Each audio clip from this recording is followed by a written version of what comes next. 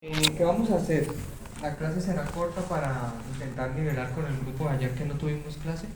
Vamos a terminar esta partecita del afectivo bipolar. Vamos a terminar los aprendizajes con el condicionamiento operante, que tampoco lo terminamos, y lo dejamos hasta ahí. La otra semana, ¿qué hacemos? Vemos lenguaje y pensamiento, que es muy corto. Vemos el tema de consumo de sustancias, que ese sí quedará abierto porque no creo que lo alcancemos a terminar. Y dentro de 15 días sería el parcial. Lo que alcancemos a mirar se va a evaluar, ¿vale? Intenten hacer alguna encuesta entre ustedes a ver si se puede lograr que sea el mismo día para todos. Si no, pues ni modo, será otra vez en horario de clase, jueves y viernes. Claramente no se repetirá el mismo parcial, ¿no? Ya lo hemos conversado. ¿Preguntas con eso, con los temas? Listo. Entonces, quedamos en la última clase acá. Yo les envío estas diapositivas, pero pónganme aquí atención. Entonces, el nombre oficial realmente de este tipo de alteración es trastorno afectivo bipolar, ¿sí? Hay trastorno afectivo bipolar 1 y trastorno afectivo bipolar 2. ¿Cuál es la diferencia? Prácticamente son la misma sintomatología, pero en términos de intensidad pues va a tener unas variaciones. Si hablamos del trastorno bipolar tipo 1, van a haber episodios maníacos, sí o sí presentes, con una intensidad tan fuerte que genera hospitalización, por ejemplo. ¿Pero qué es eso entonces de episodios maníacos? Y una vez hagamos una aclaración en términos de, digamos, la sintomatología y sobre todo la parte temporal. Una de las dificultades para diagnosticar este tipo de condiciones que se suele confundir o con ansiedad o con depresión. ¿Por qué? Porque por separado tienen la misma prácticamente o una sintomatología compartida y similar. Entonces, si la persona llega en fase de depresión a consulta, por ejemplo, pues lo fácil es, entre comillas, es diagnosticar depresión, porque la sintomatología va a ser la misma. Y si llega en fase maníaca, pues igual. Puede confundirse con un proceso de ansiedad, estrés o incluso otro tipo de condiciones. Aquí lo importante es que cada uno de estas dos sintomatologías o estas dos categorías grandes de sintomatología se suele dar periódicamente en 1 o 2 semanas. Es decir, la persona dura 1 o 2 semanas en episodios maníacos y después alterna 1 o 2 semanas en episodios depresivos. Entonces, si ustedes logran hacer unas preguntas claves en donde logren identificar ese periodo de tiempo, van a identificar con mayor claridad si es esto o está relacionado con un proceso de depresión u otra cuestión.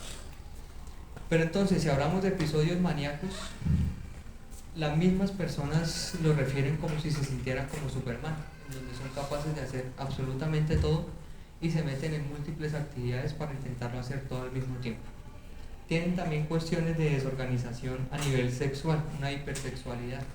Entonces, pues son muy desordenados, entre comillas, y terminan también desafortunadamente adquiriendo condiciones de enfermedades sexuales porque no se cuidan y mejor dicho, como dice el dicho, a cualquier cosa le hacen, ¿sí?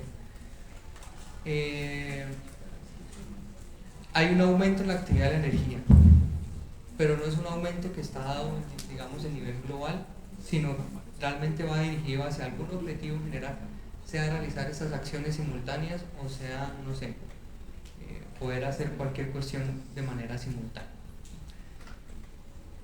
Para el periodo maníaco, fíjense todos los síntomas que hay acá, que les traigo, pero el DSM nos dice, con 3 son suficientes para hacer el diagnóstico. Ojo con las etiquetas lo hemos hablado de alguna manera, ahí se quedan en el sentido que sirven para ver hacia dónde va uno en el tratamiento y demás, pero la idea no es pues hacer énfasis en eso. Aumento de autoestima y grandeza, la persona se siente, mejor dicho, como les decía, más allá que Superman y son capaces de hacer todo y son los mejores, y mejor dicho. Disminución en la necesidad de dormir, peor aún, son personas que ustedes hablan con ellos y realmente les contrapreguntan en el sentido, ¿yo para qué requiero dormir? Entonces duermen entre 2 o 3 horas máximo cuando están en este tipo de episodios. Entonces imagínense la actividad tan tenaz que tendrán, que a pesar de que duermen solo 2 o 3 horas, son capaces de tener una energía muy alta, muy fuerte. Claro, en algún momento se van a agotar hasta el punto de que las múltiples actividades que están haciendo no van a poder lograr ni el 50% en términos de efectividad. Más hablador o presiona para conversar. Fíjense que si ustedes revisan los síntomas aislados, no quiere decir entonces si alguien durmió solo 2 o 3 horas por un parcial, pues ya tiene este tipo de trastorno. O si tiene algún compañero que es cansón y que conversa un montón, pues ya tiene este tipo de trastorno también. No, los síntomas son en conjunto y se mira el contexto y se hace toda una integración de la información, ¿vale? Pero es persona que realmente le cuesta quedarse callado, callada, y que, imagínense. Ahora, esto es muy característico también de procesos de ansiedad. Por eso les decía que si ustedes lo miran por aislado se pueden confundir. La cabeza de una persona que tiene sintomatología con ansiedad crónica pues es de este tipo, en donde afirman que los pensamientos le llegan muy rápido y que ese análisis de información, mejor dicho, va a mil. Se distraen claramente fácil. Entonces, si ustedes miren, por ejemplo, más hablador de lo normal, facilidad de distracción, experiencia subjetiva de pensamientos. ¿A qué tipo de trastorno les suena a ustedes distinto a eso? A TDAH, por ejemplo. Es decir, pueden incluso diagnosticar comorbilidades en afectivo bipolar con TDAH. ¿Necesariamente quiere decir que la persona tiene o está con los dos trastornos? Pues no. Se comparte sintomatología, pero no necesariamente, ¿vale? El concepto acá es el diagnóstico diferencial. El diagnóstico diferencial lo que nos dice a nosotros es qué capacidad tengo yo para discriminar qué tipo de condiciones y no confundirla con otra que no corresponde. Ahora, fíjense acá. Hablamos primero acá, perdón, me devuelvo, del episodio maníaco. Y eso se alterna entonces con qué? Con episodios de depresión mayor. ¿Listo? Aquí les traigo también episodio hipomaníaco. ¿El episodio hipomaníaco es más fuerte o menos fuerte que el maníaco? ¿Es qué? Más débil. Hipo es por debajo de, hiper es por encima de. Si es hipomaníaco, quiere decir que tiene la misma sintomatología del maníaco, pero es más tranquila, entre comillas. Y digo entre comillas porque de todas maneras pues es una alteración, ¿sí? Y genera malestar y demás. Pero acá, fíjense, también dura mínimo 4 días, pero no es suficientemente grave para que la persona requiera hospitalización. Por eso se habla de trastorno afectivo bipolar tipo 2. Ahora, en los episodios de depresión mayor, nosotros hablábamos de esa diferencia entre depresión mayor y distimia. ¿Cuál sería la diferencia? En trastorno persistente y la depresión mayor.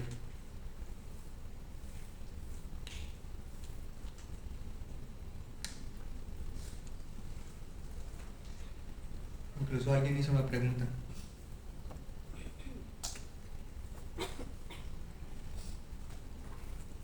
¿Cuál es más fuerte, el de depresión mayor o el de la distimia? El de la distimia. ¿Cuál es la diferencia principal de esos dos?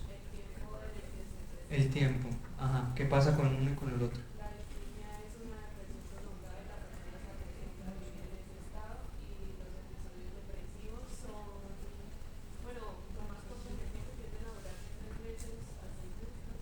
A veces hay una intermitencia en el sentido que hay síntomas, después parece que ya no están, después vuelven a aparecer y tal, ¿sí? Es el persistente. Y el de depresión mayor.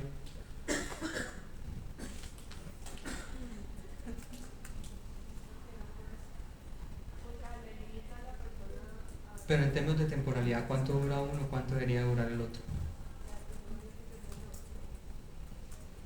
Menor es cuánto.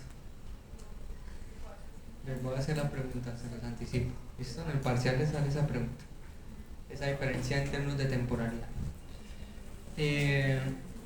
Nuevamente, si analizamos toda esta sintomatología, obviamente si la vemos por aislada, se puede categorizar facilito como un trastorno de depresión. Pero resulta que hace parte de la fase que está experimentando la persona en ese momento, que es una fase pues, de depresión mayor. 5 más síntomas presentes durante 2 semanas es de las claves importantes. Estado de ánimo deprimido la mayor parte del día, casi todos los días. Nuevamente, tiene que haber una constancia en esa temporalidad, en esa sintomatología. Si hoy alguno de ustedes amaneció con tristeza, con estado de ánimo bajo, no quiere decir tampoco que estén en este cuento. Simplemente tuvieron un día malo o amanecieron pues, con el pie izquierdo, como se dice, aunque la izquierda es mejor. Hoy viene nuestro próximo presidente, ¿sí? A la Plaza Galán. ¿Quién? Bueno, me desvío un poquito. Disminución importante de interés o placer. Esto también es de los... ¿Cuál fue el concepto que nosotros vimos también en clase de esto? ¿Cómo se llama este concepto? Disminución importante de interés o placer por todas las cosas, o casi todas las cosas. Distimia no. Empieza por A. Anedonia. ¿Cuál? ¿Agonía? Ah, no, tampoco. Anedonia. ¿Sí? ¿Quién dijo por ahí? Anedonia. Anedonia. Sí.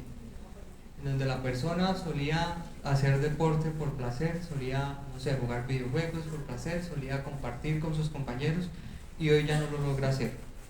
Que son actividades que lo hacía con tranquilidad y con mucho entusiasmo. ¿Listo?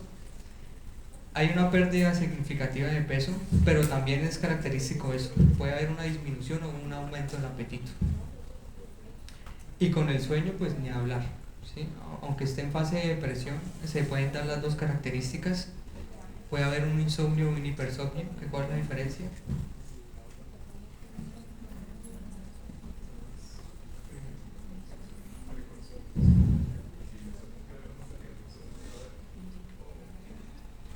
¿Seguros?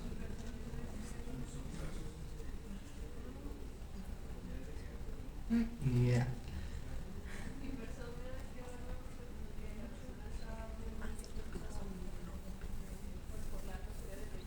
¿Qué es insomnio? ¿Que puede dormir o que no puede dormir? Que no puedo dormir. Hipersomnio. Se mantiene despierto todo el día. ¿Por qué se confunden si es tan fácil, sí? Acuérdense que con el tema del sueño pueden existir esas dos características. O la persona duerme demasiado o la persona no duerme nada. ¿Sí? E igual está, digamos, en la misma categoría de problema.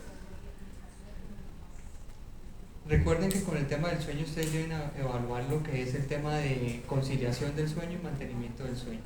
Una cosa es que la persona tenga dificultad para quedarse dormida y otra cosa es que la persona se duerma muy rápido y se levante mucho a lo largo del día, o a lo largo de la noche, perdón. Entonces, si ustedes buscan la literatura, se supone que son 15 minutos máximo que uno debería durar para poderse quedar dormido. Obviamente, cuando soltaron el celular, cuando apagaron el televisor y demás, cuando se dispusieron literal a quedarse dormidos, se supone que son 15 minutos. Más de 15 minutos ya se podría hablar de alguna alteración si es crónico. Si ese día ustedes acaban de comerse un asado muy fuerte hace una hora y de paso tienen unos tragos encima, pues quedarse dormido de pronto no es tan fácil. Eso no quiere decir nuevamente que tengan una alteración. Hay que mirar el contexto también, ¿vale? Obviamente, si la persona está en este estado, pues ¿qué va a poder concentrarse? Va a ser muy difícil concentrarse. Y hay pensamientos de muerte recurrente. ¿Cómo hacen ustedes para evaluar el tema del suicidio con los pacientes?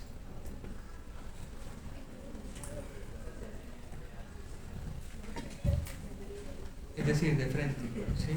Porque la mayoría, no la mayoría, pero sí hay mucho profesional que le tiene miedo a preguntar. Entonces empiezan a preguntar por el ladito. ¿Y qué piensas de la muerte? ¿Quién de ustedes ha pensado, o quién de ustedes no ha pensado nunca en qué sería morirse? Creo que todos reflexionamos en algún momento, pero yo no puedo decir acá, entonces todos acá tienen los 40 que estén 30, no sé, tienen depresión, pues no. O tienen de alguna manera ideación suicida. Entonces una cosa es la ideación suicida, ¿cierto? ¿Y cómo sabes si la persona a partir del relato puede ejecutar ese pensamiento?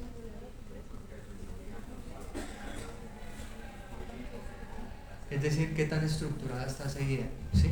Personas que les dicen a ustedes, Yo sé que si me tiro un cuarto piso, quinto, de pronto quedo vivo, entonces no lo haría de esa manera.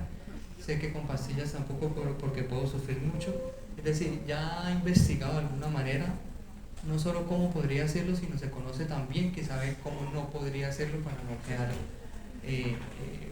sí, peor. Porque uno dice, como esta chica que la aplicaron la española, por el suicidio asistido. Una chica que tuvo X cantidad de problemas, se intenta suicidar y queda vivo y queda parapléjica.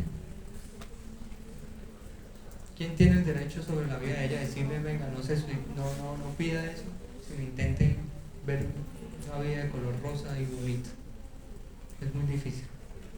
Yo creo que cada quien mira qué hace con su propia... El pero que tienen ahí con eso es que el estado en el que ella estaba, realmente poder tener una claridad de pensamiento es un poco difícil. Pero nuevamente, el contexto de ella era muy desfavorable. ¿Listo? ¿Listo con el afectivo bipolar? ¿Preguntas? ¿Qué diferencia hay entre cuando tiene el episodio de depresión mayor, la disminución de la capacidad de concentrarse, de la facilidad para distraerse? ¿No es lo mismo? ¿Qué ocurre cuando tiene el Sí, no, porque es que puede que tú te distraigas muy fácil, pero llegue algún tema que te genere mucho interés y seas capaz de mantener la concentración, por ejemplo, ¿sí? En cambio aquí en este estado depresivo, cualquier información que tú le pongas a la persona realmente hay una pérdida de interés y no va a tener ninguna, o mejor, no va a tener ninguna facilidad para generar alguna, ¿sí?, concentración y demás. En cambio el otro fácilmente con cualquier estímulo por ahí cercano se va a distraer, pero logra de alguna manera concentrarse en algo que le genera interés, placer, motivación y tal, ¿sí? Porque en manía hay una motivación muy fuerte y hay una energía tremendamente, digamos, espontánea, ¿sí? Más o menos.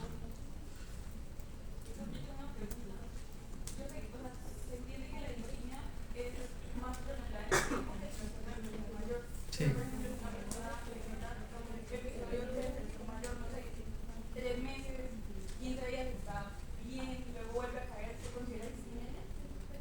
Si lleva más de un año en esa, sí. Pero son episodios, como son episodios de depresión mayor, son tremendamente fuertes. Por eso el que tiene de alguna manera distimia o el que tiene sintomatología mejor de trastorno persistente, casi que es funcional, generalmente es funcional y llega ya cuando está muy mala consulta. En cambio la otra persona, con depresión mayor, sí los síntomas son mucho más fuertes. ¿Algo más? Entonces, yo les comentaba a ustedes, dejen de usar el lenguaje y decirle a la persona usted tan bipolar que es, ya conociendo que es una temporalidad específica. Más bien, entonces si quieren hablar de eso, pues hablen de la ciclotimia, que es mucho más corta en el tiempo, cuyos síntomas son prácticamente los mismos, pero son un poco más tranquilos entre comillas. Y fíjense que los síntomas ya cambian en términos de temporalidad. El otro hablábamos de semanas, acá incluso hablamos de presentes mínimo un año, si es niños y adolescentes, y 2 años si es en adultos, ¿vale? Pero lo importante es esto acá abajo también. No se cumplen criterios para episodios de depresión mayor o episodios maníacos. Yo les recomendaba el libro de Lady Massacre porque ahí se describe perfectamente el perfil de una persona con trastorno afectivo bipolar 1. Y cuando está en manía, la persona, ustedes conocen el barrio Santa Fe en Bogotá, ¿han escuchado hablar? Es zona roja, ¿sí? Entonces, pues hay trabajadores sexuales, hay consumo de sustancias, todo lo que ustedes quieran. Entonces este personaje termina cada vez que está en manía en este contexto y esa hiperenergía que tiene pues le genera hospitalización.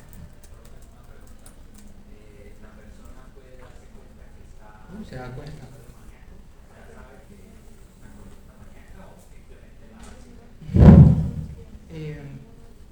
Parte del tratamiento para ellos es el entrenamiento en identificar esas crisis, ¿sí?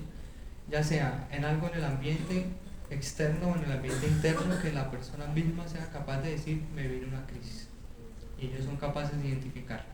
Creo que les comentaba que el problema cuál es.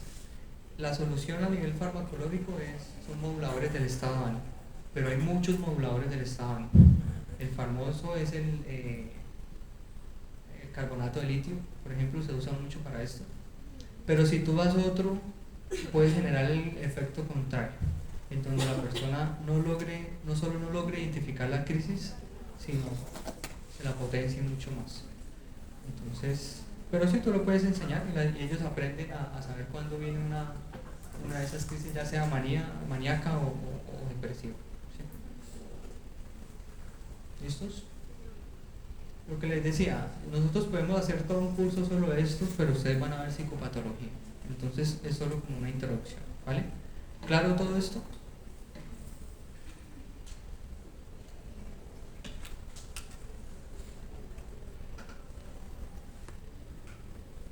Vámonos entonces a finalizar el tema de aprendizaje.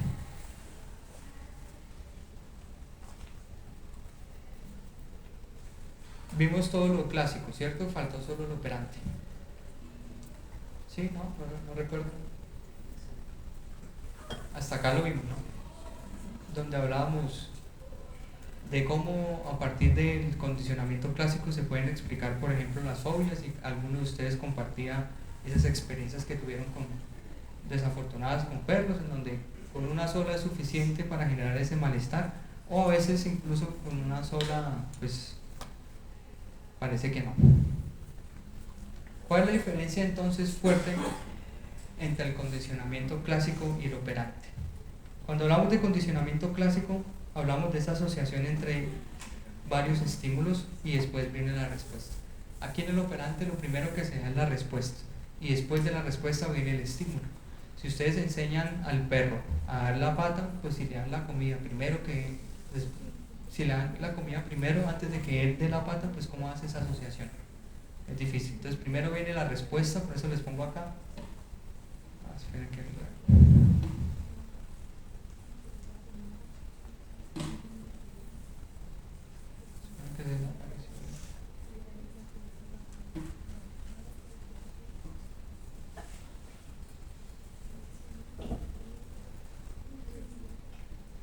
me quedó grande esto.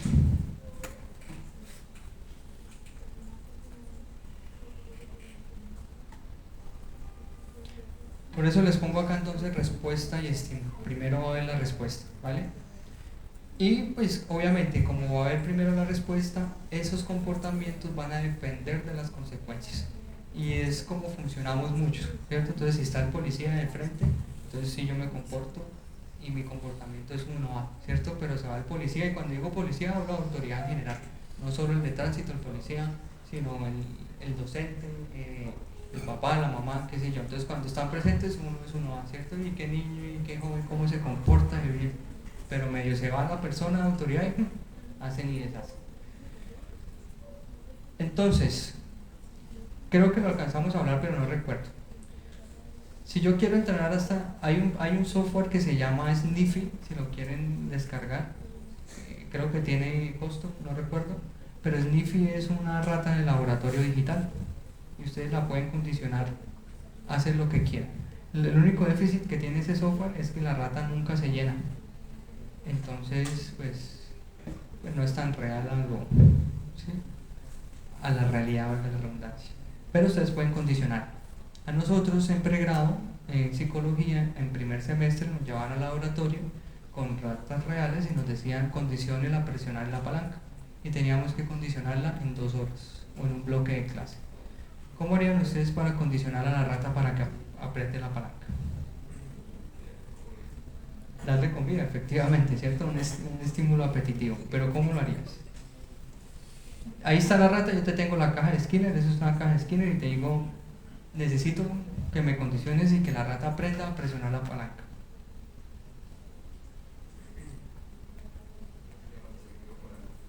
¿Con agua? ¿Cómo así?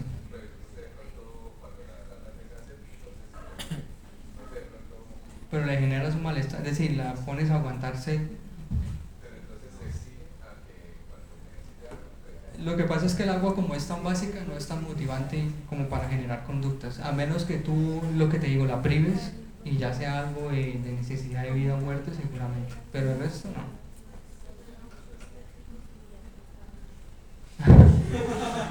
Eso es para extinguir más bien, ¿sí?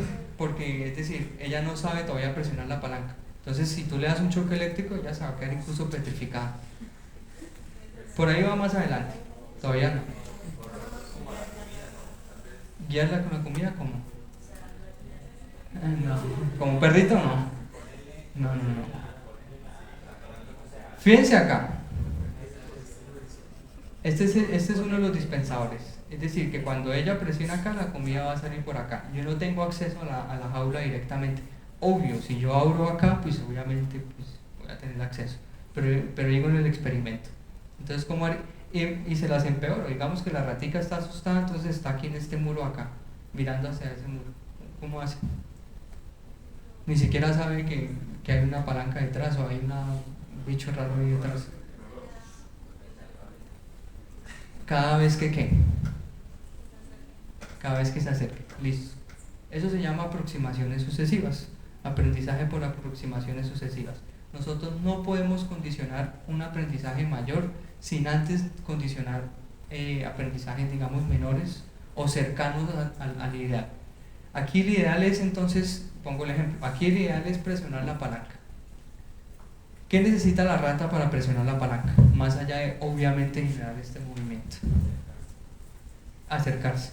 Entonces, si ella está en este muro, cada vez que ella se acerque a este muro lateral, yo le doy comida. Porque se va acercando. Pero hasta ahí, pues, ni siquiera sabe la existencia de la palanca. ¿Qué más necesita la rata?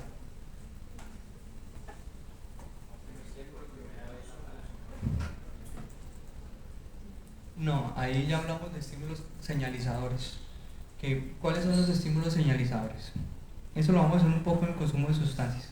Hay personas o hay contextos que señalizan el consumo. ¿En qué sentido? Seguro ustedes tendrán personas, amigos, compañeros, familiares donde ustedes lo ven y dicen, uy, llegó el trago, o llegó el consumo encima, porque saben lo que simboliza y significa la persona. Esos son estímulos señalizadores. Entonces tú puedes condicionar a la ratica a partir de un color o de una luminosidad que viene del alimento. Pero ahí ya hablamos más de clásico, no operante. ¿Sí?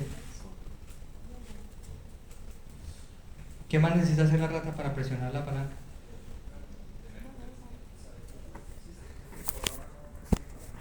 Sí, pero físicamente, ¿qué requiere hacer ella que no es normal para ella? Pararse en dos patas. Entonces, cada vez que se va acercando, yo le doy comida, pero cada vez que se para en dos patas, también le voy dando comida. ¿Sí? Resulta que vino por acá y accidentalmente presionó la palanca. ¿Por qué? Porque se montó en dos patas y se cayó y accidentalmente presionó. ¿Qué harían en ese momento? Mucho más de lo que ya le venían dando. Porque si le dan la misma dosis, a lo mejor la asociación no se empieza a hacer. Entonces le dan mucho más. Hasta que ella aprende que presionando la palanca viene la comida. ¿Listo? Ahora, ¿cómo hacemos entonces para extinguir ese comportamiento?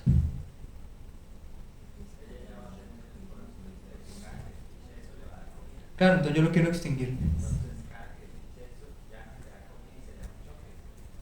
Listo. Entonces, sí, acuérdense que hablábamos, el castigo y el miedo es de las mejores formas de generar aprendizaje. Que no es el adecuado es otro cuento y que no es el ideal, ¿sí? ¿Cuántos choques eléctricos? Sí, no, porque si la intensidad es muy bajita, créeme que ella se va a hacer choque eléctrico por coger la recompensa. Y es lo que pasa con el consumo de sustancias, y lo vamos a ver también. Nos pasa a nosotros como seres humanos y a los animales no humanos también. ¿Qué sentido?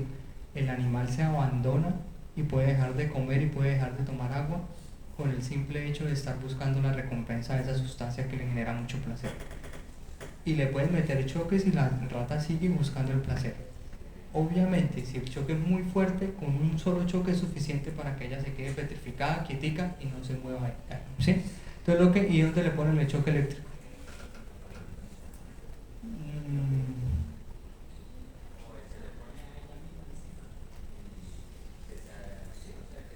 ¿Y el dispositivo dónde lo conectas? ¿Cómo? Ah, bueno, la rejilla más bien. Entonces, si la rata está por acá, se le pone un choque. ¿Qué tipo de choque? Ya depende del experimento que ustedes quieran. Puede ser un choque muy fuerte y con un solo choque va a ser suficiente, pero va a generar mucho temor y la rata va a quedar ahí escondida y va a quedar petrificada, seguramente. Entonces, ¿claro cómo funciona? ¿Sí? ¿Preguntas? Entonces, va a haber una formación de una relación de predicción entre la respuesta y el estímulo, en donde el animal y nosotros aprendemos y sabemos que a partir de lo que nosotros estamos respondiendo o haciendo, va a haber una estimulación. ¿Qué más? Una pregunta: cuando se intenta hacer ese proceso de extinción, ¿sí se llamaba así? Que ya la... No te escucho es nada. Cuando se está haciendo ese proceso de extinción, o Sí. sea, a la rata en el experimento se le sigue dando comida por tocar la palanca, o ya solo es el estímulo negativo, o sea, el choque. Tú puedes, es decir, puede haber una contradicción si le sigues dando también comida ahí, ¿sí?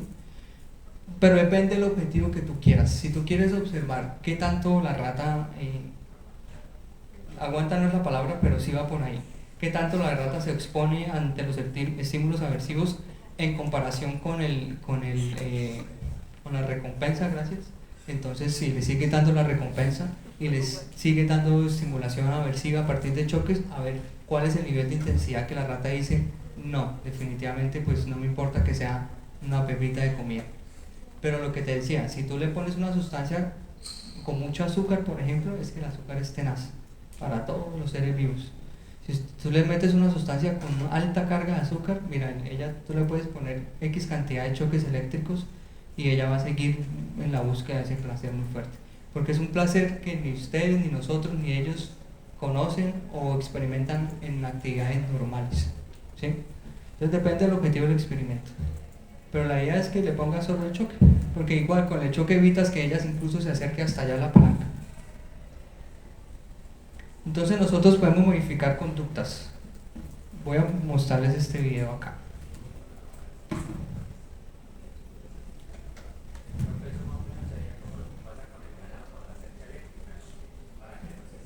¿Y por qué no se salen? Porque el choque es tenaz y ya más de uno ha tenido su experiencia, entonces sabe que por ahí no va. Pero eso funciona igual con nosotros, somos igualitos. Profe, pero en el caso del ganado, ellos, o sea, porque por ejemplo uno aprende por las experiencias de los demás, ellos no, o sea, para que el ganado no se... Ellos aprenden por consecuencia, pero, por asociación también, pero en este caso específico es por consecuencia. Entonces se intenta salir y pues tome su choque eléctrico. a diferencia de nosotros, sí o sí van a tener que tener el choque para entender que no tienen que salir. Pues fíjate que no, porque nosotros nos creemos también superiores y pensantes y sería lo lógico, en donde uno tiene esa capacidad de razonar y decir, venga, hay una reja ahí con choque eléctrico o con electricidad, entonces yo no me acerco. Pero hay personas inteligentes que juegan con eso y se amarran en cadenas para mirar a ver qué tanto se experimenta el choque. Profe, pero yo hablo más es de que, por ejemplo, si otra persona ya lo tocó y le pasó corriente, yo no lo voy a tocar. Pero los animales Peor no aún, funcionan así. uno dice, debería ser así de lógico, pero no vale, dice, y es lo que pasa nuevamente con el consumo. La persona que tiene desafortunadamente experiencia en el consumo le dice al otro, venga, tenga cuidado con eso es delicado, se siente esta sintomatología, esta experiencia y tal, pero se puede quedar ahí. Y la persona dice, wow, no experimentemos, a pesar de todo lo malo que se le dice, va encima y genera ese malestar, ¿sí? Entonces, entiendo tu reflexión y debería ser así. Y pasa así, con personas que tienen criterio biológico, obviamente uno dice, venga, por ahí no va, y si tiene una experiencia previa, pues por ahí no va y la persona hace caso. Por eso es muy funcional. En muchas tribus, las personas más importantes son los adultos mayores y los cuidan de manera espectacular. ¿Por qué? Porque son los que tienen la sabiduría y son las personas que tienen más experiencia y se les hace caso. Por eso la idea es que ustedes también intenten tener cercanía, por ejemplo, con personas mayores a ustedes que puedan tener alguna experiencia previa en algo que ustedes no han vivido y que les puedan dar un seguimiento, ¿sí? Obviamente no se trata entonces de vivir a partir de la otra persona, pero si son experiencias negativas, pues ¿para qué vas a probar?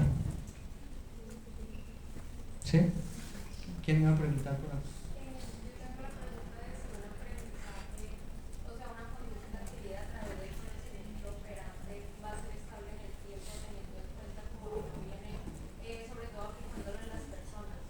Sí. Sabiendo que no viene como de una convicción propia de querer hacer esa conducta, sino que depende de recibir una recompensa. Entonces, si ya no está la recompensa, se pierde la conducta. El aprendizaje no se desaparece. Ahorita vamos a ver en habituación y en sensibilización, por ejemplo, que hay cambios incluso a nivel anatómicos y eléctricos. Es decir, aparecen formaciones en el cerebro y eso queda estructurado para toda la vida. Que se pueda extinguir es otro cuento, ¿sí? Pero eso queda ahí estructurado. Claro, la persona deja de hacerlo si no hay la recompensa efectivamente. Pero que eso se olvide, por ejemplo, no se olvide, ¿sí? Si ya se quedó estructurado como aprendizaje significativo, relacionado con lo que vimos, en donde la información pasa de corto a largo plazo y se estableció de manera, digamos, significativa, valga la redundancia, eso no desaparece, ¿sí? No se olvide. Pero pues nos pasa a nosotros, es lo que pasa con las relaciones. Cuando ya la relación deja de tener ese efecto recompensador de bienestar, pues la persona se acostumbra, se aburre y pues se va. Y así son las relaciones.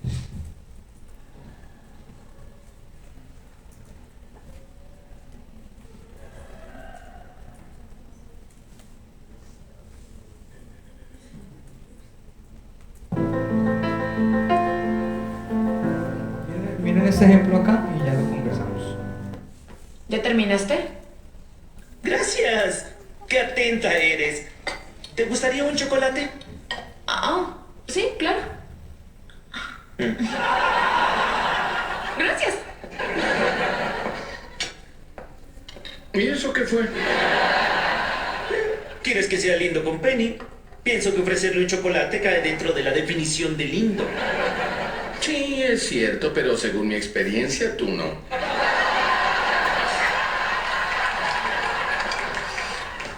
Lo siento, Sheldon, casi me siento en tu lugar. ¿En serio? No lo había notado. Toma un chocolate. Gracias.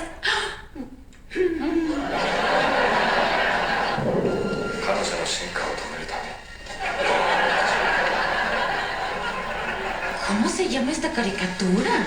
Yoshikuru, dime un samurái. No es una caricatura, es anime. Anime. Conocí una chica en la escuela llamada Anna May. Anna May Fletcher.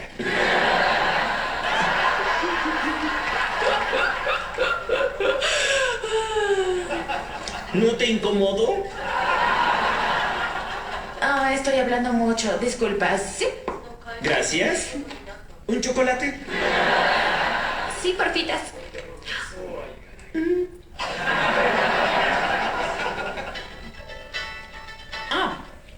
Hola, Kim.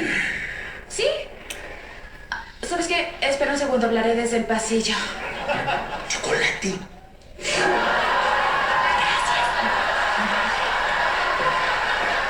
Nunca adivinarás quién te está reemplazando en el trabajo.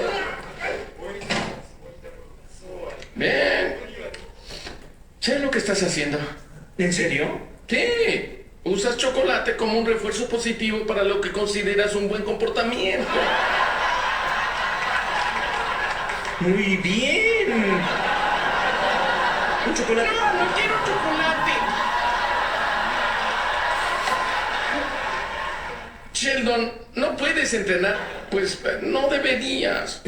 A ti no se te puede complacer, Leonard. No estabas contento con mi anterior forma de tratarla. Así que voy a emplear técnicas de condicionamiento operante basado en los trabajos de Thorndike y Shiner. Dentro de una semana, pienso que podré hacerla saltar de la piscina equilibrando una pelota con su nariz.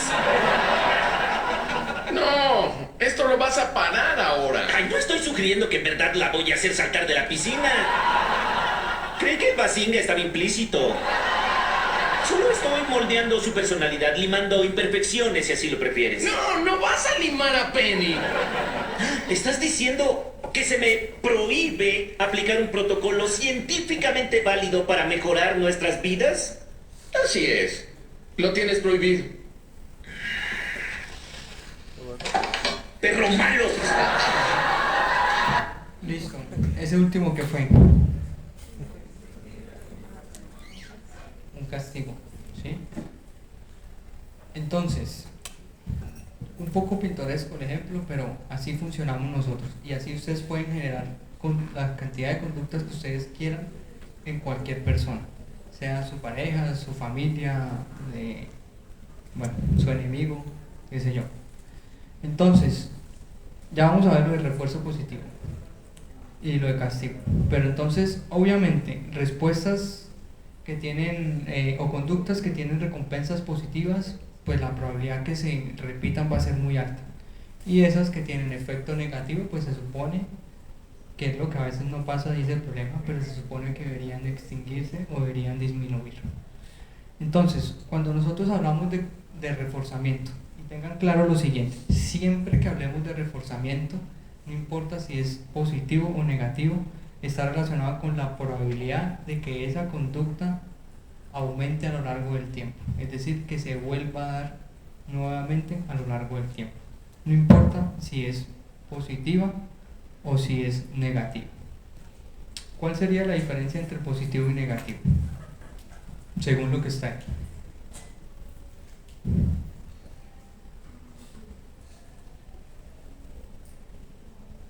Aquí tenemos aquí tenemos en este cuadro una flecha hacia arriba, que quiere decir que el reforzamiento está relacionado con un aumento de la probabilidad de la conducta. Aquí está el reforzamiento positivo. ¿Qué quiere decir esta flecha acá? Que aparece o que tú le das un estímulo apetitivo. Aquí apetitivo no está relacionado con comida necesariamente, sino un estímulo que sea satisfactorio, que sea positivo para la persona. Y si es reforzamiento negativo, le quitas algo que le está generando malestar, ¿cierto? Aquí, ¿de qué depende esto? Porque aquí ustedes lo ven y lo ven perfectamente y es muy sencillo y muy fácil. Lo difícil es aplicarlo en nosotros como seres humanos y en el día a día. ¿De qué depende que sea refuerzo positivo o negativo? De la función de la conducta de la persona. Les pongo este ejemplo. Llega una chica a consulta una vez y dice que para una de sus conductas que realiza es rascarse la cabeza. Se rasca la cabeza tan fuerte hasta sentir sangre. Cuando siente la sangre ya pues para. Eso sería refuerzo positivo, sería negativo. ¿Por qué negativo?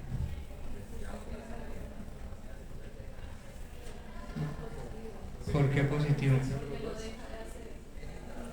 Tampoco.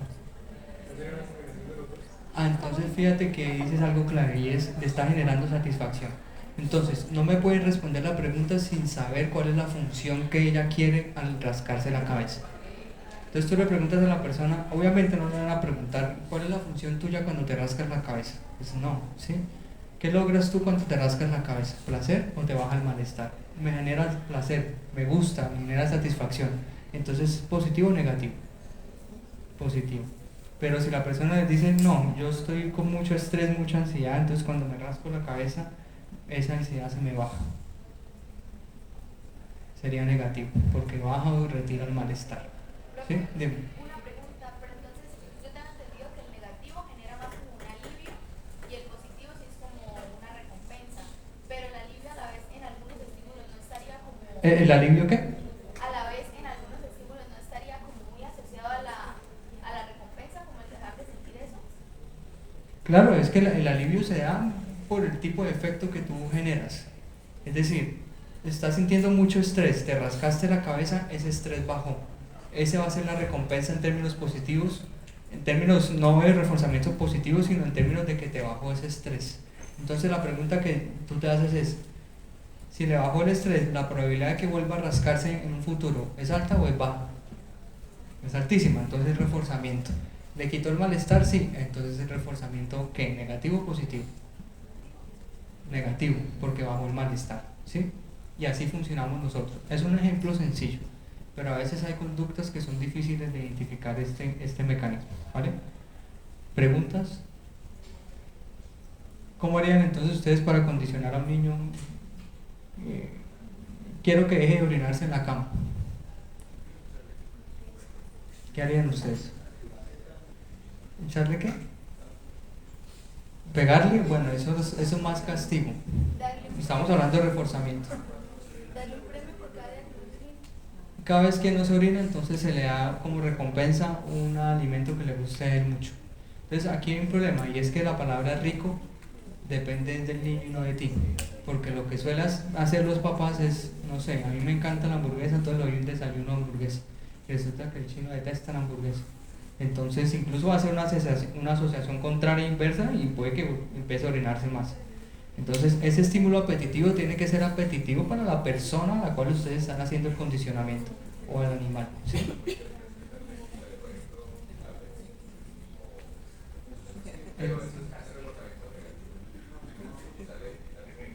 Pero si le gusta y le encanta, porque ¿cómo se lo vas a quitar desde el reforzamiento? Dime.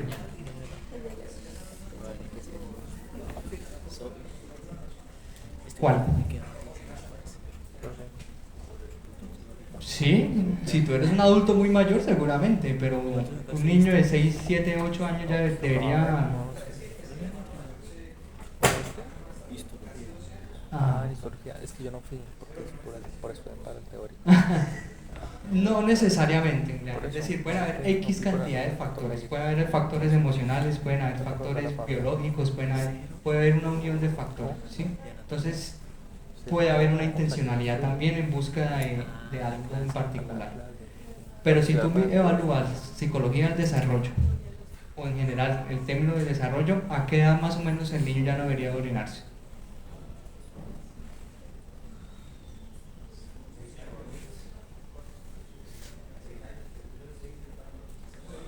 ¿Piensas tú? Entonces más o menos a esa edad. ¿Ustedes no ven nada de desarrollo durante la carrera? Sí.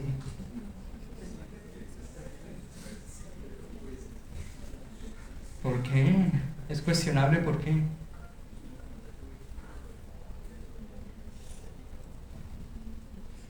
Ah, bueno, más con el abordaje de menores de edad. Ok. ¿Por qué ética? ¿Con qué? ¿Relacionado con qué?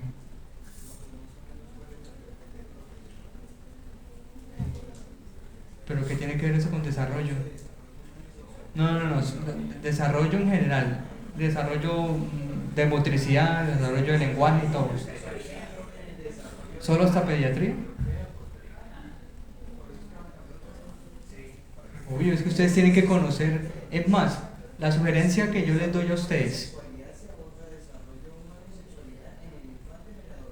Pero solo eso, pero no todo lo que implica el desarrollo en general, motricidad, pensamiento, lenguaje.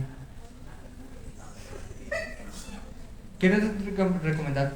Más o menos a los 5 años ya debería dejarte de orinarse, ¿sí? Pero ¿qué recomendación les doy?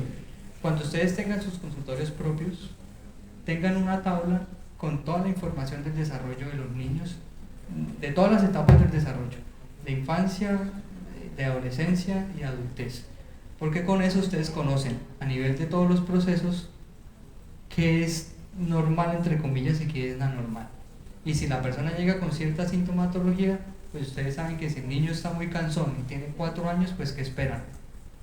Que se comporte, que siga instrucciones, pues seguramente no, y eso les va a favorecer. Pero entonces, Julián, volviendo a lo tuyo, obvio, pueden ser múltiples factores.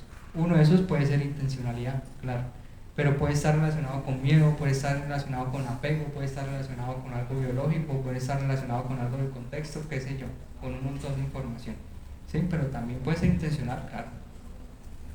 No digo que lo tuyo sea así, pero puede ser, ¿sí?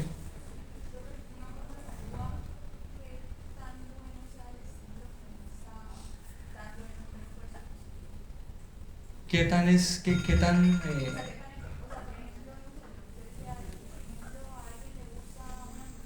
sí.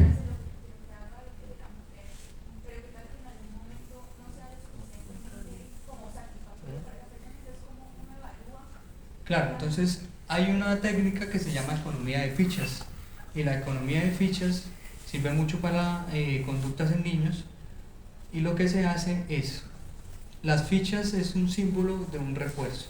Cada vez que el niño logre, por ejemplo, no sé, digamos que el niño a los 7 días de la semana se orina 6, entonces cada vez que se orine menos se le va dando una ficha, pero esa ficha implica una recompensa, que puede ser, no sé, un helado. Pero resulta que el helado no es lo suficientemente fuerte, pero es que no has logrado todavía el comportamiento deseado, y es que evite de orinarse por completo. Cuando yo ya llegue a los 7 días donde el niño ya no se orine, tú le das, no sé, una consola de videojuegos. Entonces tienes que primero establecer jerarquías en términos de esos estímulos, que es lo que genera mucho placer. y estableces una jerarquía y comienzas con los más básicos y cada vez vas subiendo más. Porque si tú entras a los 7 días, ya él se orina solo 5, todavía se orina un montón, le das una consola, que es lo que a él más le gusta, ¿qué más le vas a dar después? ¿Sí? Entonces ahí tiene que haber una jerarquización de esos estímulos de acuerdo con el perfil del niño o de la persona. ¿Sí? Ahí sabes. Profe, una pregunta, por ejemplo, en el caso de lo de orinarse en la cama, ¿qué funciona más? ¿El refuerzo positivo o los castigos? Porque después le van a pegar a los niños. Obviamente el castigo va a ser siempre más funcional, pero no es el adecuado, ¿sí? Y ahí sí, es decir, si aquí hay papás, como yo les decía, yo no me meto con crianza, cada uno de ustedes tuvo su historia de aprendizaje, pero si ustedes aprendieron a partir de golpes y a partir de maltrato y a partir de invalidación, rompan esa cadena, porque esa cadena no es funcional. Para generar conductas, claro, tú le pegas un totazo a un niño y aprende perfecto.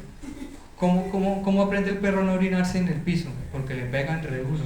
Eso no tiene, y el perro aprende a partir de miedo. Entonces, Profe, pero pues ahí se las dejo. O sea, si es funcional con castigo, obviamente. profe, pero ¿Ustedes se acuerdan cuando hubo acá los paros en donde dijeron que si los venezolanos se estaban metiendo a los conjuntos? Más o menos, miren, yo vivía en Bogotá en ese momento, ¿sí? Y yo vivía muy cerca de la fiscalía, a una cuadra de la fiscalía. Yo vivía con un hermano y con un amigo. Nosotros estábamos tranquilos, relajados. Aparecieron 2 señoras gritando y corriendo por la cuadra, diciendo que ya venían subiendo de la fiscalía a meterse al conjunto. Pues, ¿quién no se alerta? ¿Saben qué hicimos nosotros?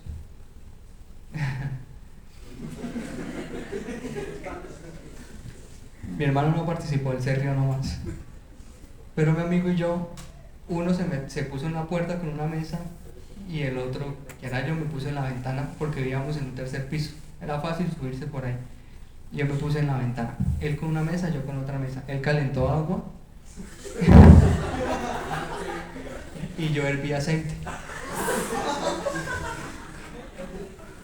A lo último, obviamente no pasó nada, hasta Peñalosa, que era el alcalde, creo que en ese momento salió a reírse y decir que eso fue una estrategia de la policía para que la gente se metiera a las casas y dejara de estar jodiendo por ahí. Y funcionó. Después, yo no estaba por ahí molestando, pero a nosotros nos generó miedo, no tanto lo que se decía en las noticias, sino estas 2 loquitas que salieron corriendo por la calle, alertando a todo mundo. Entonces, el miedo funciona para eso. Y fíjate que nos dejaron nosotros ahí encerraditos, tranquilos, esperando a que alguien llegara. Y nadie llegó. Uy, afortunadamente, igual se han pegado una quemada bien brava. Pero...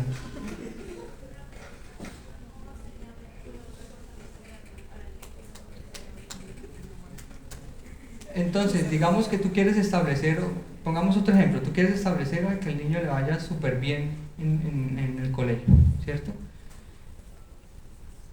Tienes que primero investigar qué es lo que le genera la aversividad o intranquilidad o malestar. Puede ser lo clásico que es no sé, lavar la loza. Entonces el niño hoy te llegó con una nota de 4.8, 4.5, súper buena. Bueno, esta noche no lavas la loza. Le estás retirando un estímulo que le genera malestar. Y la probabilidad de que él le vaya súper bien, pues va a aumentar, ¿sí? Obviamente tiene que ser algo que realmente le genera malestar. Porque si él dice... O si él dice, pues sí, qué pereza lavar la loza, pero bueno, yo lo hago y pongo mi serie ahí y veo. Eso generalmente le genera tanto malestar como para que haya como un premio, entre comillas, a lo mejor no es suficiente, ¿sí? Entonces tienes que buscar algo que realmente le genere mucho malestar y que sea como su premio, entre comillas, por haberle ido bien. profe, pero una pregunta, digamos, en el caso de cuando a uno le decían, tipo, a uno se iba a ver y le decían que usted no decía eso es su responsabilidad. O sea, tipo, y si le va mal, entonces, como que... Eso ya es invalidación, ¿sí? Es decir, y si eso... Pero vuelvo y juega, son dinámicas familiares, por eso yo ahí no me meto. Claro, es la responsabilidad supuestamente porque eso es lo que se dicta en términos de qué es lo que debes hacer tú bajo tus deberes, por ejemplo, ¿sí? Pero al chino le cuesta un montón, odia la asignatura, le va súper bien, llega todo contento allá, a decir, miren, saqué incluso, no sé, 3.8, 4, cuando venía sacando notas de 0, 1 y 2. Y de paso la mamá o el papá le dicen, y si eso es su responsabilidad, pues imagínense la asociación que va a hacer en términos de, así me vaya bien, pues no voy a tener ningún efecto positivo. Y es lo que vemos constantemente en términos de invalidación. Entonces, claro, yo entiendo el punto detrás, es la responsabilidad seguramente. O sea, sí, pero eso genera de alguna manera como... Puede generar inestabilidad. Tener que mantener esas... Pueden generar muchas cosas, pero lo clásico que genera es que la persona no vuelva a compartir la información contigo, por ejemplo. Porque pues el efecto va a ser que recibir casi que el regaño y ese es su deber. Pues, sí. ¿Qué no te queda claro? ¿Qué te genera la duda?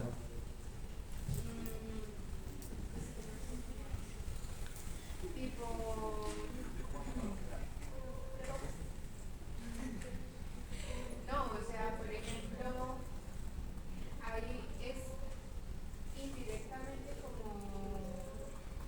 como decir, digamos, si al niño llega con la nota buena, ¿sí? Sí. Y le dicen, no, es que eso es lo mínimo. Sí, Y luego cuando llega con una nota mala, entonces le pegan o lo regañan, entonces eso refuerza la idea de que, o sea, ahí no sería ningún premio. No, ahí no hay nada, por eso te digo, la probabilidad de que él te... ¿Cómo aumentas tú la probabilidad de que él le vaya súper bien? Diciéndole que esa es tu responsabilidad. Claro, por eso te digo, son dinámicas, son dinámicas. Tú eras muy consciente en el sentido que eso era lo que tú tenías que cumplir. No quiere decir, por eso les digo, no quiere decir que no se dé la conducta. Se puede, incluso, se puede dar a partir de esas consecuencias negativas, en donde a mí me va bien, pero sé que es mi responsabilidad, pero sé que si me va mal, me van a castigar o me van a pegar. Entonces, como sea, me tiene que ir bien. Pero no porque haya algo positivo ahí, sino porque hay algo aversivo de por medio. Pero te digo que funciona espectacular si hay castigo y si hay golpe, pues obvio la asociación es muy fuerte. Ahí sí te digo muy bobo el chino que diga, voy a que me vaya malintencional para que me peguen. Pues, o sea, sí, no somos tan bobos. Somos bobos, pero no tanto. Entonces, claro, a partir de consecuencias negativas, ¿sí? Dime. Ay, ya te doy la palabra. Dime. ¿Tú sí?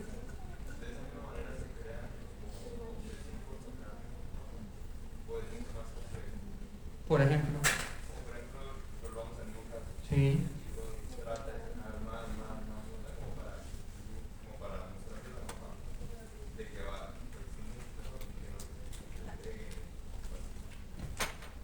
Tú puedes generar de pronto una dependencia a que todo te lo estén validando todo el tiempo, ¿sí? Entonces cuando te va súper bien necesitas esa aprobación y pasa con adultos, pues, porque no solo con niños. Entonces necesito la aprobación de mi jefe.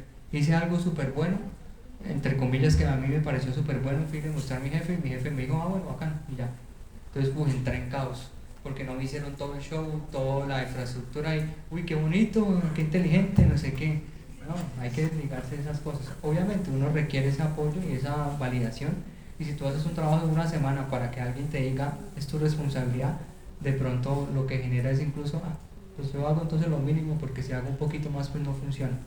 Entonces puede generar esa dependencia ahí a que todo te lo validen y que entres en una frustración tenaz y termina generando baja tolerancia a la frustración. Dime tú y ya.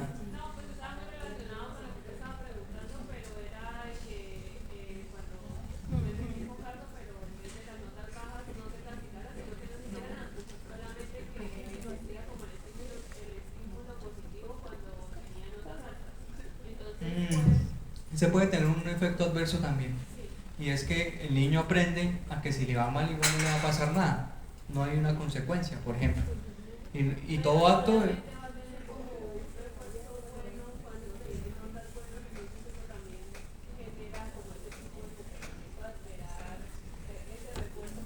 así, todos están en búsqueda de ese refuerzo. Es más, lo que hacen es incluso intentar que le vaya súper bien porque hay un refuerzo de por medio. Pero pues por eso hay que saber jugar con eso bien. Eso no es simplemente dar premios todo el tiempo como loquitos, porque después puede tener efecto adverso, ¿sí? Hay que buscar ya te doy la palabra, Sofía. Sí.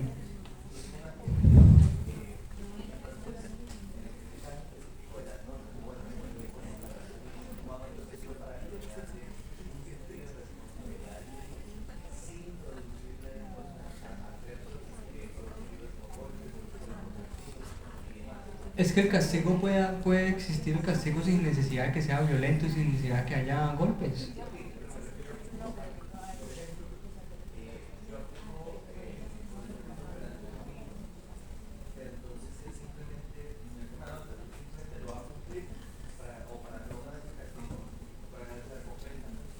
Para evitar el castigo o para qué más.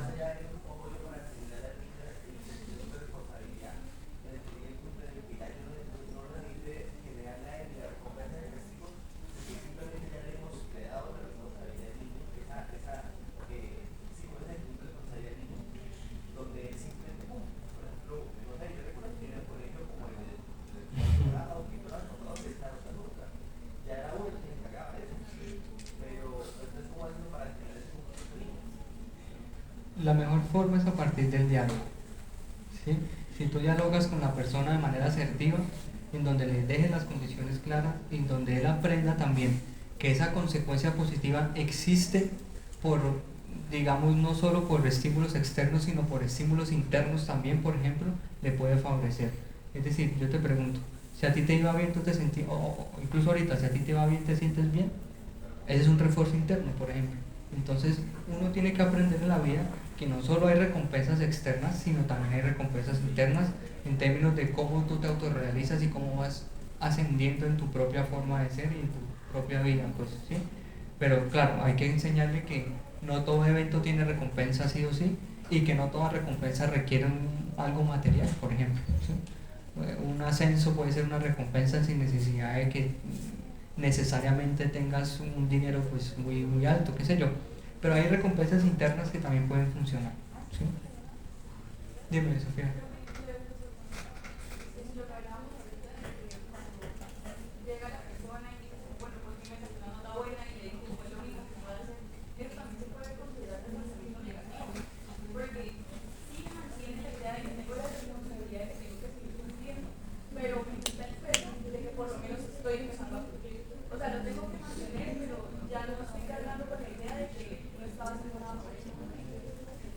Bueno, pero fíjate que eso es un análisis que tú haces contigo misma de corte reflexivo y autoconciencia, ¿sí? Porque es difícil llegar hacia esa... Porque pasa mucho, por ejemplo, con el consumo de sustancias. Entonces la persona viene consumiendo durante años y duró 2 días sin consumir. Y va donde su psiquiatra, donde su psicólogo y le comenta súper feliz, súper animado, y la persona lo toma como, bueno, bacán. Lo que generas es nuevamente una invalidación, y que la persona diga, bueno, me quitó el malestar, es muy jodido. Viene sin consumir, o viene consumiendo durante 2 años, 3 años. 2 días es un logro, el hijo de madre, para esa persona. Lo mejor que uno puede hacer es reforzarle positivamente esa actitud, para intentar que pues permanezca a lo largo del tiempo, ¿sí? Entonces se puede, pero es muy difícil. ¿Listo? Reforzamiento. Vamos entonces con castigo. Lo mismo que el reforzamiento, pero en sentido contrario, como es que se decía, y inverso también.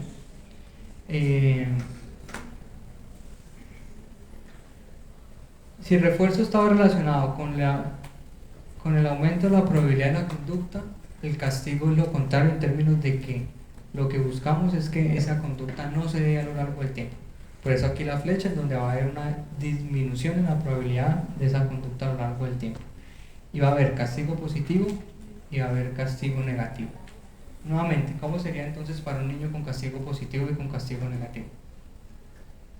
Si es castigo positivo, ¿cómo sería? Un golpe, por ejemplo, algo no tan violento.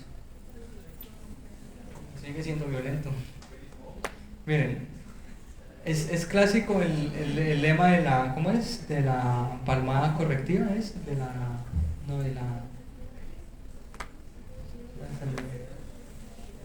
Todo eso es violencia. Y si tú lo miras a nivel del Instituto Colombiano de Bienestar Familiar, te caen y te quitan el niño por cualquier tipo de violencia. Y nosotros hacemos alertas en el Instituto de Familia y Vida, o en el Centro de Atención de la UPB, o en el Centro de Proyección Social, casi que diario, en donde le advertimos a la persona si hay cualquier tipo de violencia. Nosotros hacemos, digamos, la alerta a Bienestar Familiar o a Policía de Infancia y Adolescencia. Y comisaría se encarga de quitarle el chino al papá o a la mamá. Por eso te digo, es violencia. Uy,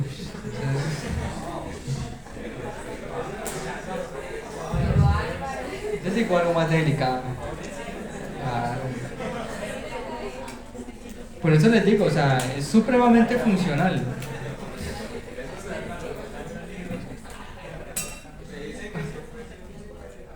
Sí, pero imagínense ustedes en un contexto como Bogotá a 4 de la mañana y lo mandas al patio a lavarse con agua fría. Eso es, con manguera, sí, eso es violencia de todas maneras. Uy, hay muchas violencias, hay muchos tipos de violencia, ¿sí? Obviamente, yo entiendo y estoy de acuerdo que hoy en día hay mucha sensibilidad también, ¿sí? Cualquier tipo de, y uno como docente se debe cuidar también porque cualquier tipo de comentario pues ya le caen a uno encima, pero es violencia de todas maneras, ¿sí? Entonces ese es el tipo de preguntas que nos hacen los estudiantes de psicología cuando nosotros los entrenamos en activaciones de ruta. Profe, pero si fue una cachetada una vez, entonces no pasa nada. Es violencia.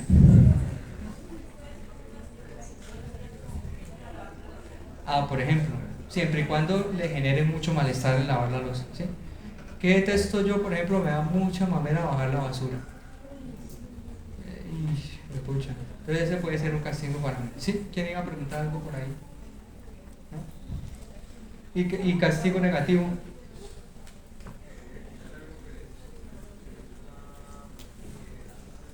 Lo clásico, la consola, los dispositivos, entonces le quito tanto tiempo y eso hasta que usted no, ¿sí?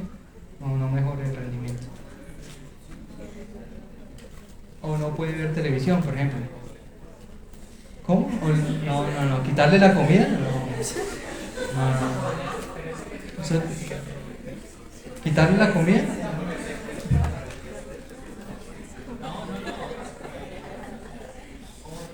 No, eso es súper violento. Más bien, eso es distinto. Por eso, pero no le quitas la comida, le cambias la comida.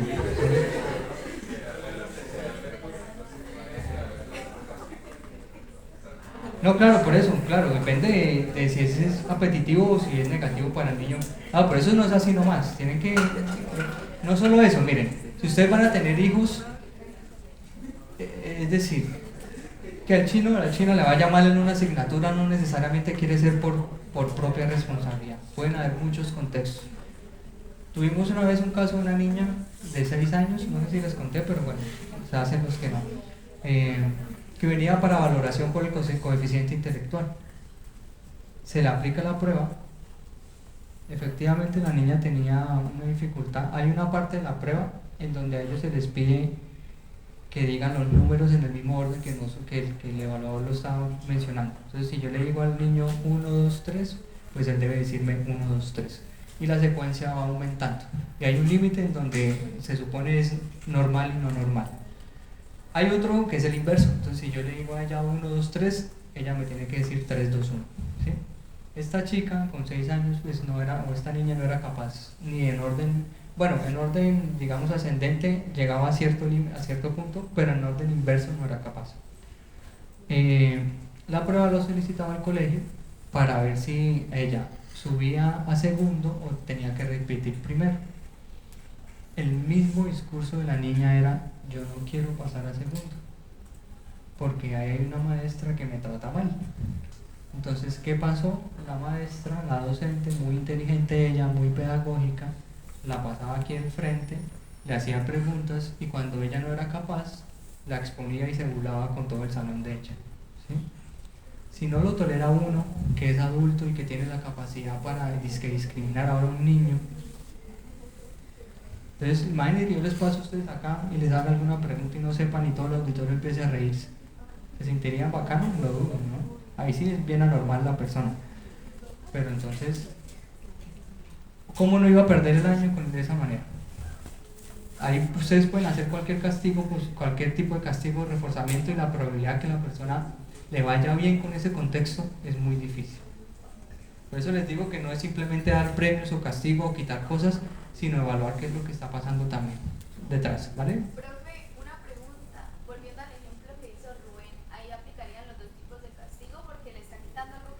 ¿Ante cuál? ¿Ante cuál?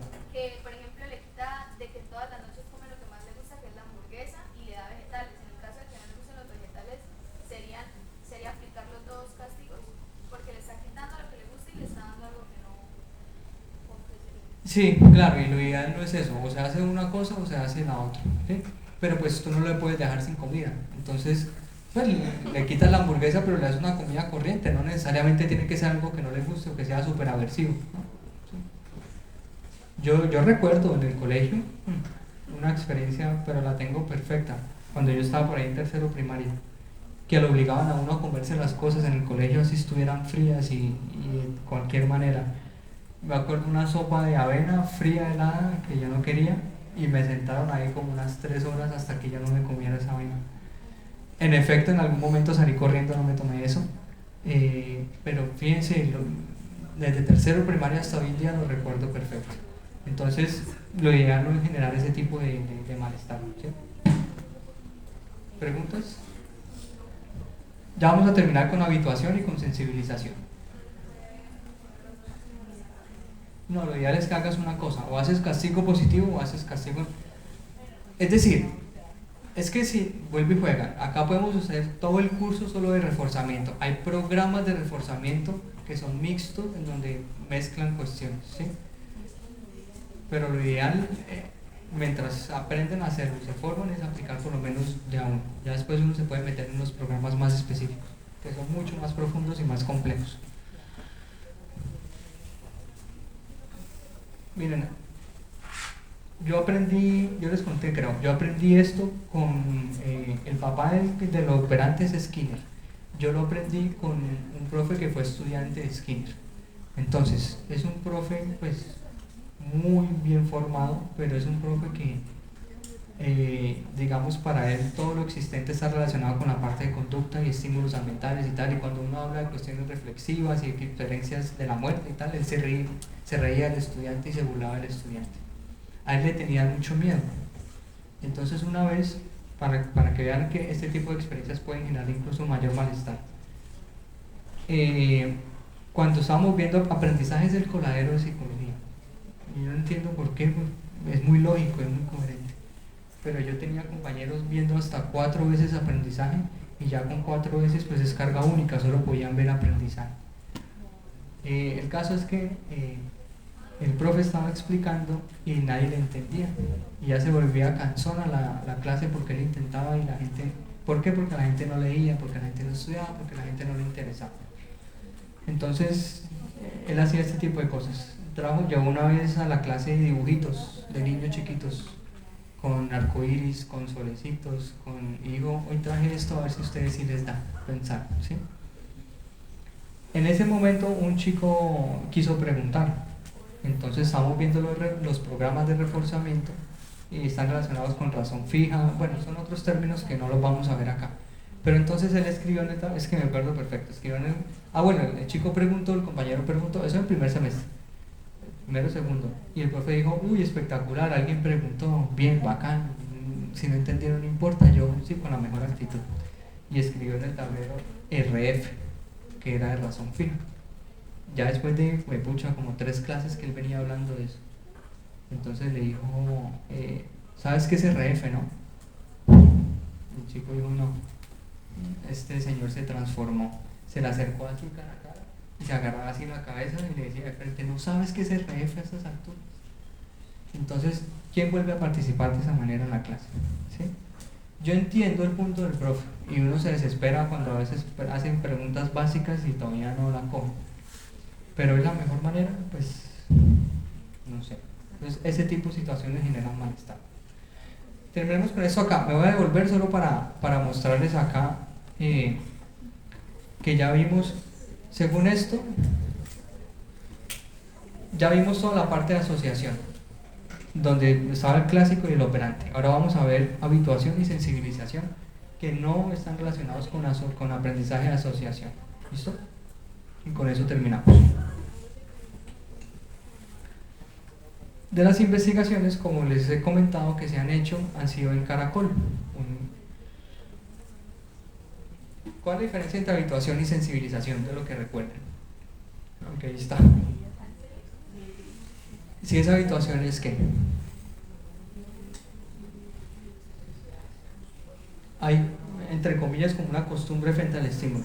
¿Por qué? Porque el estímulo, uno, dejó de ser novedoso y dos, no genera mayor malestar. Y lo hablábamos cuando nosotros con la ropa interior, por ejemplo. O el clásico ejemplo donde la persona vive cerca de una construcción y ya todos los días en el mismo ruido, pues incluso ya se acostumbró, entre comillas, y no le genera malestar. Entonces, hay una disminución de la respuesta ante un estímulo, pero aquí lo importante es esta palabra, moderado o repetitivo, porque si ese estímulo es muy fuerte o es novedoso, la respuesta vuelve y aparece. Entonces, ustedes pueden, acá por ejemplo, si ustedes miran acá abajo, aquí está la branquia del caracol y aquí está la piel del sifón, que son partes del caracol. Si ustedes estimulan la piel del sifón en una primera instancia, como va a haber un estímulo novedoso, obviamente la branquia se va a retirar, casi que por reflejo, porque es un estímulo que es novedoso para el bicho, que es nuevo y que no conoce. Si ustedes le generan un toque, así sea mínimo, como es novedoso, la branquia se va a mover. Pero si ustedes le siguen estimulando y le siguen estimulando, no genera malestar, no genera daño, y ya no es novedoso, esa respuesta va a disminuir, se va a habituar. ¿Listo? Y lo que les comentaba en términos de cambios a nivel eléctricos y anatómicos. Fíjense acá la gráfica a la izquierda para mí. Este es el grupo control. Fíjense la respuesta en términos de intensidad de voltios, por ejemplo, de la parte eléctrica, de potenciales de acción, hasta dónde llegaba. El bicho se habituó y fíjense que es casi nulo. Entonces puede que haya de alguna manera una respuesta a nivel mínima molecular que ustedes pueden evidenciar, pero realmente, pues comparado con el grupo control o una primera respuesta, pues no hay. Entonces, en términos de potenciales de acción, va a haber un efecto en donde va a haber una disminución porque esa respuesta se habituó.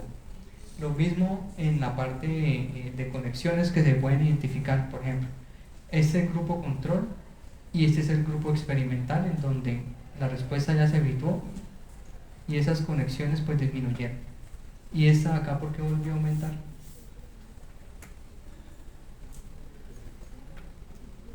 No, el mismo estímulo, todo igualito. Una opción es esa, pero no pero este ejemplo no implica esa temporalidad.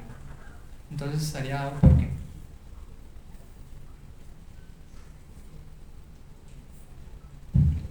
Entonces aquí les dejo la tarea para que investiguen el concepto de recuperación espontánea, se llama. Se da un proceso de recuperación espontánea en donde, a pesar de que la respuesta ya estaba habituada, vuelve y sube. Pero fíjense que de todas maneras no sube al mismo nivel del inicial, porque pues de todas maneras ya no es novedoso, no genera malestar y tal. Pero hay un proceso de recuperación espontánea. ¿Preguntas con habituación? Habituación y sensibilización es muy sencillo, dime. Por eso en los caballos generalmente se hace un proceso como la ecuación de sensibilización ante estímulos, ¿no? Pero no digamos siempre. Por ejemplo, que el caballo cuando cambia el tipo de fuerza, no se pone una lona. Ah, ok. Y esas cosas. Okay. Pero no siempre hay el mismo estímulo. Pero el caballo como que en general se desensibiliza. Claro, seguramente se lo pondrán todos los días, todo el momento. O la pregunta hacia dónde va. A que eso es algún tipo de estímulo. Ajá. Pero el caballo se sensibiliza hacia otros tipos también de estímulos. ¿Por qué podría? No, ¿cuál ejemplo podría ser? A mí El estímulo es el cambio de piso, por ejemplo, y se sensibiliza ante cuál otro. Bueno, eso también es de ruido. Entonces sería que un ruido se desensibiliza ante ruidos en general, ¿no? Hace un ruido. Ah, bueno, no sé. Habría que analizar qué pasa en el contexto para que eso se dé, porque se supone que si es un ruido desconocido, si es un ruido novedoso o si es un ruido que genera malestar, sí o sí tendría que haber una respuesta, ¿sí?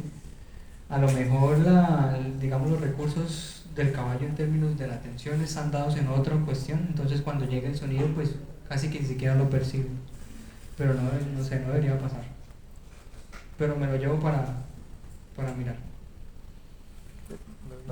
Contrario a la habituación está la sensibilización, ¿sí? En donde si en la habituación había una disminución de la respuesta, en la sensibilización hay todo lo contrario en términos de un aumento en la respuesta.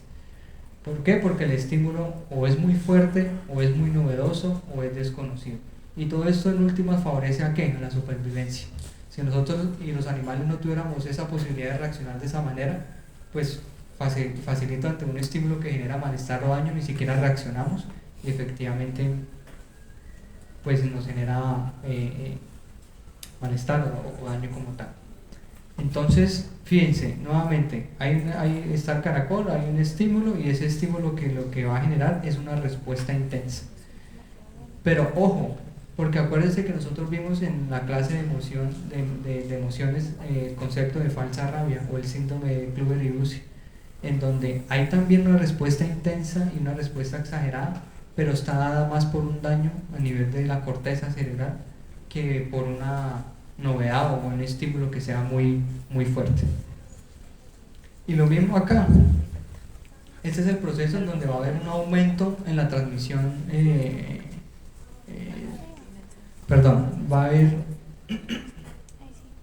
va a ser el mismo proceso. Aquí está la piel de sifón y va a haber una branquia.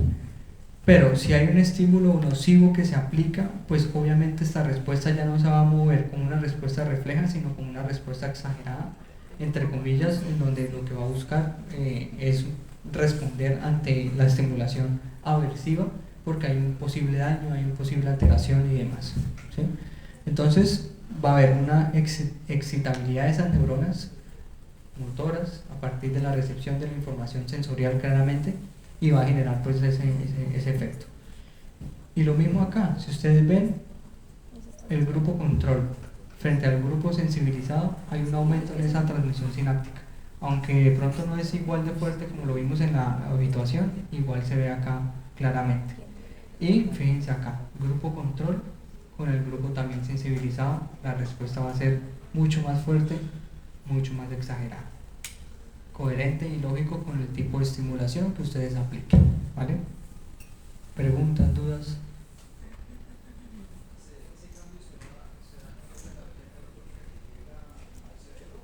Sí.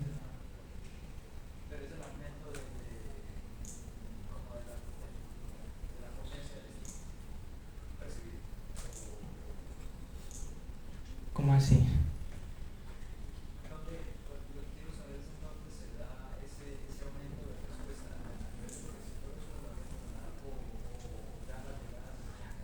Puede que incluso haya un aumento de receptores, claro, puede, y lo vamos a ver por ejemplo también en procesos de consumo de sustancias en donde incluso literal aparecen más receptores porque hay más neurotransmisores presentes, por ejemplo, entonces pues se requiere recibir, digamos, mayor cantidad de esos neurotransmisores, entonces sí, puede haber una mayor cantidad de receptores, y en el cerebro pues imagínate, ahí se da toda la interpretación de la información, ¿sí? Entonces sí, se puede ver por cantidad, puede ser porque la respuesta fue muy fuerte. En últimas, tiene que haber, si hay una respuesta muy fuerte a nivel de biología molecular, por ejemplo, tiene que haber una mayor cantidad de neurotransmisores que determinen, digamos, esa fuerza de respuesta, ¿sí?